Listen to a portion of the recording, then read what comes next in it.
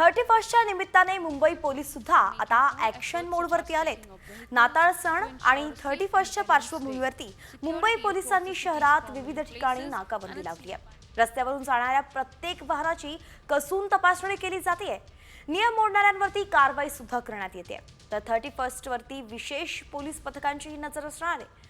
Form house, resort, रेती बंदर, समुद्रकिनारी पोलिसांची गस्त वाढवण्यात आलेली आहे। सरत्या वर्षाला निरोप देण्यासाठी अनेक जण 31 सेलिब्रेशन करतात, मात्र अनेक ठिकाणी अंमली पदार्थांचा सुद्धा वापर केला जातो आणि त्यांच्यावरच खास करून नजर ठेवली जाणार आहे।